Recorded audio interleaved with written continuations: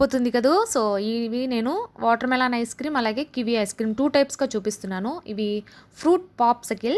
So ఇవి వచ్చేసి ఏంటంటే నేను 2 విధాలుగా చూపిస్తాను, ఆలస్యం చేయకుండా చూసేయండి.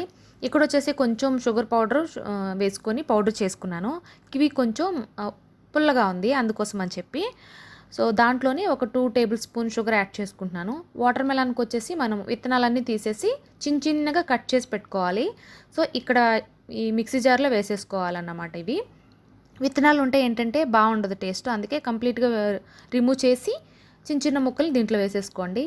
ఇక్కడ నేను ఓన్లీ వాటర్ మెలాన్తో చేసుకుంటున్నట్లయితే కనుక మీరు ఇక్కడ కొంచెం సాల్ట్, కొంచెం లెమన్ జ్యూస్ యాడ్ చేసి ఒక 2-3 పుదీనా ఆకులు వేసుకొని గ్రైండ్ చేసి చేసుకోండి. సూపర్ టేస్ట్ ఉంటుంది. నేనైతే కివీతో కలిపి చేస్తున్నాను కదా, ముందుగానే అది పుల్లగా ఉందని చెప్పేసి నేను ఇంక ఇవేది వేయట్లేదు, ఓన్లీ షుగర్ మాత్రం యాడ్ చేశాను. ఓకే, ఈ విధంగా మిక్సీ జార్లో స్మూత్గా చేసేసుకోవాలి. అలాగే ఒక 2-3 కివీ తీసుకొని స్పూన్ తోటి మెత్తగా ఇలాగ ఒత్తుకోవాలన్నమాట. మనం దీన్నైతే మిక్సీ జార్లో అస్సలు వేయకూడదు కివీని, మనకి ఇవి సీడ్స్ అనేవి కనిపిస్తూ ఉంటేనే చాలా బాగుంటాయి.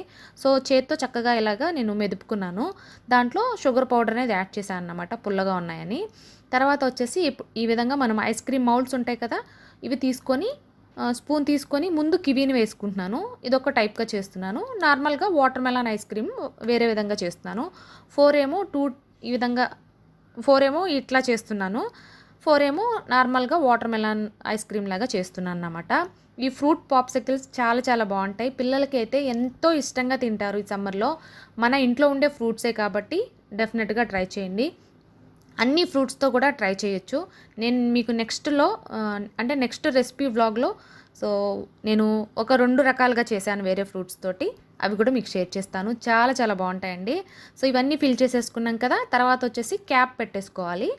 మీ ఇంట్లో ఇట్లా మౌల్డ్స్ లేవనుకోండి, గ్లాస్లో వేసుకొని స్టిక్ పెట్టుకోండి, లేదనుకుంటే స్పూన్ అయినా పెట్టుకోవచ్చు. ఓకే, ఇలాగా ఫ్రీజర్లో పెట్టేసి కంపల్సరీగా మనం 6 to 7 అవర్స్ మాత్రం ఫ్రీజర్లో ఉంచేసేయాలి డిస్టర్బ్ చేయకుండా.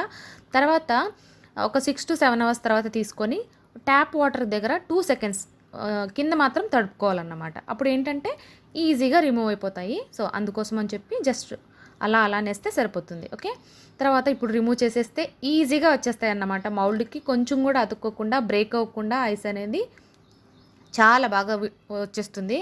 సో సూపర్ టేస్ట్ ఉంటుంది. మీ పిల్లలు అయితే చాలా ఇష్టంగా తింటారు. నిజంగా మిమ్మల్ని అయితే బాగా మెచ్చుకుంటారండి అసలు.